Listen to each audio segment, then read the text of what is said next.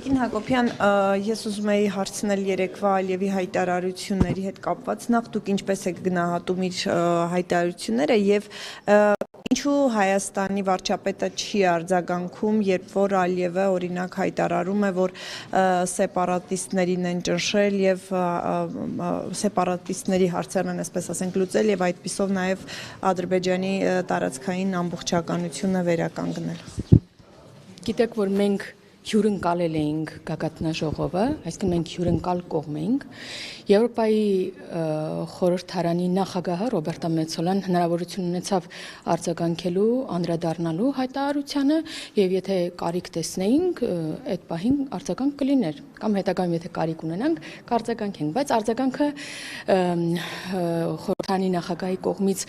եղավ այն էր, որ խորհրդարանի այլակարգությունը նորմալ է եւ որ կոնսենսուսային է որոշումներն ընդունվում, այնպես որ դրան ավելացնելու այս պահին Հակոբյան, երբ որ վարչապետը անարձագանք է թողնում, պնդում է, թե այնտեղ սեպարատիստներ են գործել։ Սա արդյոք չի նշանակում, որ համաձայնում է Ալիևի հետ։ Գիտեք, մենք անընդհատ Ադրբեջանի կողմից հնչող հայտարարություններին, այսպես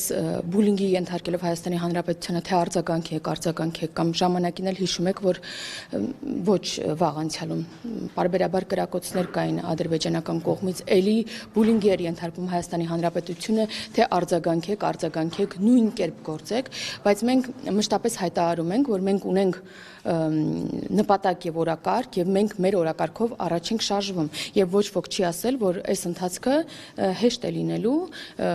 եւ հենց դրա համար էլ երևի անհրաժեշտություն կա ունենալու պայմանագրեր եւ հավելյալ երաշխիքներ։ Երբ որ չենք արձագանքում, չի նշանակում, որ համաձայնում է Հայաստանի իշխանությունը Ալիևի ասածների հետ։ Երբ որ կրակոցներ կային եւ մենք պատասխան չենք կրակում, նշանակում է մենք համաձայն ենք այդ կրակոցի հետ։ Ուղղակի մենք ворթեգրել ենք խաղաղության օրակարգը եւ այս օրակարգով առաջ ենք շարժվում եւ ոչ ոք չի ասում, որ այդ ընթացքում չեն լինելու խոչընդոտներ, հայտարարություններ, գործողություններ եւ այլն, բայց դա չի նշանակում, որ մենք պետք է մեր ուղուց շեղվենք եւ միշտ Ջաննել է, չէ՞, խաղաղության օրակարգի մի մաս։ Եվ Տիկին Հակոբյան, այո, բայց ելի եմ ասում, ոչ ոք չի ասել, որ հեշտ է լինելու։ Եկեք ընդունենք, ընկալենք, որ մենք ավելի շատ ենք ուզում խաղաղություն։ Եկեք այդպես ընդունենք եւ փորձը տարիները այս ընթացքում ամիսները ցույց են տվել, որ երբ որ մենք մեր ուղուց չենք շեղվում, անկախ նրանից ինչ է հնչում Ադրբեջանի կողմից, ինչ է հնչում երրորդ երկրի կողմից, ինչ է հնչում ներքին ընդդիմության կողմից, սա իշա Հայաստանի Հանրապետության է լինում ի վերջո։ Դուք կարծում եք, որ արձագանքը այդ պահին կարող էր վնասել խաղաղության գործընթացին։ Ես չեմ ուզում մեկնաբանել հիմա վարչապետի գործողությունները։ Ես ասացի, որ մենք հյուրընկալող երկիր ենք եւ Եվրոպայի խորհրդարանի նախագահը հնարավորություն ունեցել է որպես պատասխանող կողմ դրան արձագանքելու եւ եկեք հիմք ընդունենք խորհրդարանի նախագահի մեկնաբանությունը։ Տիկին Հակոբյան, այդ խաղաղության գործընթացի վերաբերյալ Ալիևը իր ելույթում նշեց, որ չնայած բոլոր այն մարդկանց ջանքերի, ովքեր փորձում են խաթարել գործընթացը, ում նկատի ունեցեք ձեզ։ Դե ես պետք է Ալիևի հայտարարությունների մեկնաբանեմ։ Ովքեր են փորձում խաթարել։ Յուրաքանչյուրը կարող է իր մեկնաբանությունն ունենալ եւ ես չեմ ուզում հիմա ենթադրություններ անել, թե Ալիևը ում է նկատի ունեցել։ Բայց կան այդպիսիք, ովքեր որ փորձում են խաթարել։ Ես էլ իմ խոսքում, եթե ֆիքսեցիք, ասացի, որ որքան էլ Ադրբեջանի կողմից կլինի, երրորդ երկրի, երրորդ կողմից կլինի, թե մեր ներքին ընդդիմության կողմից կլինի այդ խոչընդոտների հարուցումը, մենք այդ խոչընդոտներից չենք ընկրկում եւ մեր ուղուց չենք շեղվում, որովհետեւ սա ցույց է տվել, որ մենք նման գործողություններով միայն ի նպաստ Հայաստանի ենք որոշումներ ընդունում եւ գնում ենք դեպի այդ ուղղությամբ, որովհետեւ այսօր մենք ունենք Ադրբեջանի հետ երկկողմ օրակարգեր, դրանք դելիմիտացիային դեմարկացիային են ուղղված, խաղաղության համաձայնագրին են ուղղված եւ ենթակառուցվածքների ապաշրջափակման կոմունիկացիան եկեղեցիները քանդում են դա, այսինքն խաղաղության մասին է։ դա եւս մի խնդրահարույց, ախր տեսեք, օրինակ երբեմն դուք sense բարձրախոսները մեկնում եք ու ասում եք, այ որ Ադրբեջանը այսինչ հայտարարությունն արեց, այսինչ գործողությունը, սա ձեզ աջակցելու, ձեր ընտրվելու համար գործողություն է։ Արդյոք երբ որ եկեղեցի է քանդվում, սա նրա համար է, որ մենք չընտրվենք։ Ախր բանա ամբողջությամբ հիմա մեր ներքաղաքական կյանք է մխրճված Ադրբեջանը եւ Ալիևը եւ սա նաեւ լավ բանի մասին չի խոսում։ Սա նշանակում է, որ հերվից կարելի է կառավարել Հայաստանի Հանրապետությունը, որովհետեւ նրա բոլոր գործողությունները կախված են մեր ներքին հարցերի հետ։ Վարչապետը դրան արձագանքել է, կան պատմամշակութային ժառանգություն, կա նորակառույց եկեղեցի, ամեն դեպքում որևէ արժեք ներկայացնող որևէ քանդում ինչ-որ բանի դա հաճելի տեսարաններից չէ եւ վատ է, բայց սրանից արկախել մեր խաղաղությունը եւ մեր սերունդների կյանքը սա էլ ճիշտ չէ։ Տիկին Հակոբյան, Ալիևը ասում է ռազմական հանցագործներ են եւ դատվել են հենց դրա համար։ Հիմա դուք ինչ կասեք, ինչի համար են իրենք Բաքվի բանտում։ Մենք բոլոր գերիների, ռազմագերիների պահվող բոլոր անձանց համար ի սկզբանե պայքարել ենք, որ նրանք վերադառնան Հայաստանի Հանրապետություն, որովհետև գտել ենք, որ դա է ճիշտը։ Եվ այս ընթացքում մենք գիտեք, որ բավականին հաջողություններ ունեցել ենք, սակայն դեռևս շարունակում են Բաքվում մնալ մեր հայրենակիցները թվով 19 եւ բնական է, որ մեր ջանքերը նրանց վերադարձնելու շարունակվում են եւ շարունակվելու են եւ սա է մեր օրակարգը։ Բաքուն իրենց պահում այնտեղ, ինչի համար է իրենց պահում։ Հիմա ես դրան պատասխանեմ։ Եթե նայենք Բաքվի կողմից յուրաքանչյուրին մի հոդվածով է, սակայն մենք գտնում ենք, որ մեր հայրենակիցները պետք է վերադառնան Հայաստանի Հանրապետություն։ Եվ անում են հանցագործներ են եղել Տիկին Հակոբյան, Արցախի ռազմաքաղաքական ղեկավարությունը ռազմական հանցագործներ ասացի եւ ես չեմ ուզում որակավորում անել։ Նրանք մեր հայրենակիցներն են եւ գտնում ենք, որ նրանք պետք է վերադառնան Հայաստանի Հանրապետություն։ Տիկին Հակոբյան, տեսեք, եթե Ադրբեջանը տարբեր ձևերով օրինակ Ստեփանակերտի մայրտաճարի քանդման մասին հաստատվեց լուրը, այսօր էլ նաև լուրեր տարածվեցին համացանցում, որ Հայոց ցեղասպանության հուշակոթող կա այնտեղ Լեռնային Ղարաբաղում դրա քանդման մասին լուրեր են շրջանառվում, սա արդյոք չի սպառնում խաղաղության օրակարգին, Հայաստանը ինչպես է արձանագրում սա։ Եթե նման դեպքերով արկախենք մեր հարաբերությունների կարգավորումը, ձեր պնդումները եւ տեսլականը ճիշտ դուրս կգա, այսինքն կխաթարվի, կվտանգվի խաղաղության օրակարգը։ Ես բայց առաջարկում եմ մենք կենտրոնանանք Հայաստանի Հանրապետության վրա, դուք գիտեք, որ օրինակ Հայաստանի Հանրապետության ցեղասպանության մեր հուշահամալիրը, թանգարանը վերակառուցվում, ռեստավրացիայի են ենթարկվում, վերականգնվում, ինչը որ համարում էին, որ քանդվում է, չէ, հիշում եք, չէ, որ լացում էին, դոշ էին ծեծում որոշ անհատներ։ Մենք կենտրոնացած ենք մեր հանրապետության վրա, նույն եկեղեցիների մասին խոսենք, բավականին արժեք ներկայացնող, օրինակ, Կիրանցի եկեղեցին, օրինակ, վերականգնվեց եւ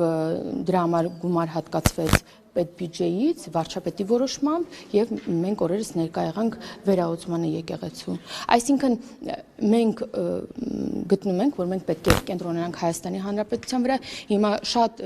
ազդեցիկ միջոցառում է տեղի ունենում Հայաստանի Հանրապետությունում, ամբողջ աշխարհի ուշադրությունը մեր հանրապետության վրա է եւ Եվրոպայի սիրտն է դարձել Երևանը, սակայն ձեր արդեն քանի րոպե ձեր բոլոր հարցերը Ալիևն է առանցքում։ Ես ելի եմ ուզում կրկնել, որ այո, Ադրբեջանի հետ մեր հարաբերությունները երևի այս փուլում ամենակարևորներից են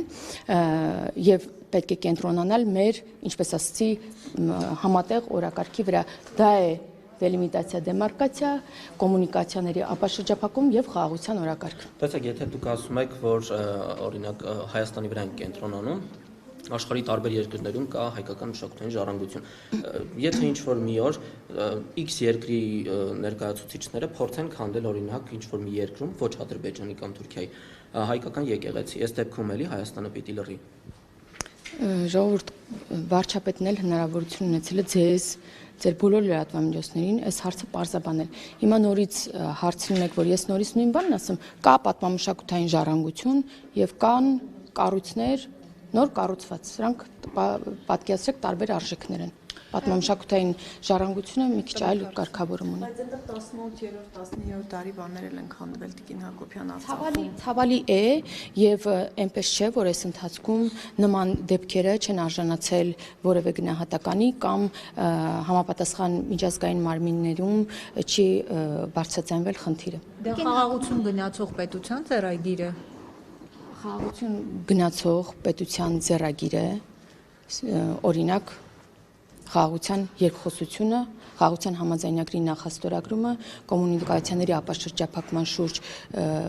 ուրեմն բանակցություններն ու խոսակցությունը եւ մասնակի ապաշրջափակումը։ Երեք ողջ օրը գագաթնաժողովին զուգահեռ բողոքի ակցիաներ էին իրականացվում, օրինակ մի դեպքում ասում է ուզում ենք ցույց տալ ԵՄ պետությունների ղեկավարներին, թե իրականում ինչ է կատարվում Հայաստանում, որ Նիկոլ Փաշինյանը փորձում է այսպես ասած միայն լավ կողմը ցույց տալ, չեն տեսնում, որ Հայաստանում կան քաղբանտարկյալներ, խոսքի ազատության սահմանափոխում, այն ինչպես կմեկնաբանեք այդ ակցիաները։ Միջազգային կառույցները Եվրոպայի խորհրդարանը, բոլոր կառույցները եւ բոլոր երկրներն առանձին վերցրած տեղյակ են թե Հայաստանի Հանրապետությունում ինչ է կատարվում եւ տեղյակ են եղել նաեւ թե ինչ է կատարվել եւ կան բազմաթիվ հենց բանաձևեր ուղղված հենց քաղբանտարկյալների արկայությանը Հայաստանի Հանրապետությունում օրինակ 2008 թվականին, հա, այսինքն նման կառույցները դիտարկում են պետությունները եւ տալիս են եզրակացություն եւ դիտարկումների ժամանակ միայն իշխանության ուրեմն կարծիքը հաշվի չեն առնում, նաև ընդդիմության կարծիքն են հաշվի առնում եւ դուք չեք գտնի որևէ զեկույց կամ փաստաթուղթ, որտեղ կա օրինակ քաղբանտարկյալների մասին արկայություն։ Ինչ վերաբերում է մեր տեղական ուրեմն խոսակցություններին, բոլոր այն մարդիկ, որոնք պարզապես քաղաքականությամբ են զբաղվում եւ որևէ գործով են անցնում, նրանք բնավ քաղբանտարկյալ չեն, հա, այսինքն պետք է գնահատել մարդկանց արարքը, ոչ թե այն, որ եթե քաղաքականությամբ է զբաղվում եւ որևէ գործով է անցնում, ապա նա անպայման քաղբանտարկյալ է։ Նրա հայացքների բերումով հետապնդումն է քաղբանտարկյալ համարվում, ոչ թե միայն այն, որ օրինակ գոյություն ունի, օրինակ Վարդան Ղուկասյան, Գյումրու քաղաքապետ, եւ ուզում եք ասեք, որ նա քաղբանտարկյալ է, կամ մնացած մարդիկ, որոնց անուններն այսօրերին հպարտորեն բարձրաձայնում են, կամ որևէ մի ուրեմն հայոյախոս բլոգեր, որը հանդգնում է բոլոր սահմաններն անցնել եւ նա համարվում է քաղբանտարկյալ, հա։ Բայց երեք նաև ակցիայի մասնակիցների Բայց մի բան էլ շեշտեմ, բայց նորմալ է եւ տարածքեր նաև հատկացվել, մարդիկ կարողանում էին խաղաղ իրենց խոսքը բարձրաձայնել եւ սա եւս խոսում է ժողովրդավարության Բայց խոչընդոտ եղավ եւ չթողեցին քաղաքապետարանի մոտից քայլերթով շարժվել դեպի հաղթանակի կամուրջ, որպեսզի այնտեղ ԵՄ պետությունների ղեկավարներին կարողանան ասել, թե իրենց խոսքով ինչ է կատարվում Հայաստանում, դա ժողովրդավարություն է։ Եթե նկատել եք 50 երկրներից 500 անձ է այժմ պատվիրակությունների կազմում Հայաստանում եւ նման բարձրաստիճան պաշտոնյաների, դրանք երկրի ղեկավարներ են, նման բարձրաստիճան պաշտոնյաների երթևեկը կազմակերպելու համար, անխոչնդոտ ուրեմն երթևեկը կազմակերպելու համար նաեւ որոշակի սահմանափակումներ էր դրված անգամ, հա, չգիտեմ, դպրոցում, այսօր որոշ դպրոցներում կենտրոնում դասապրոցեսները on-line են տեղի ունենալու, որպեսզի հնարավոր լինի կազմակերպել, պատշաճ կազմակերպել, եւ սա նորմալ ուրեմն գործելավոճ է տարբեր երկրներում, ժողովրդավար երկրներում մենք չունենք այն հնարավորությունները եւ որ ազատ եւ երթևեկը լինի եւ նման պաշտոնյաները հնարավորություն ունենան նաեւ անվտանգ երթևեկելու, այնպես որ սա այդ հարցը լուծելուց ելներով է, որ որոշակի սահմանափակումներ են եղել եւ ոչ միայն նրանց համար, այլև բոլորի համար։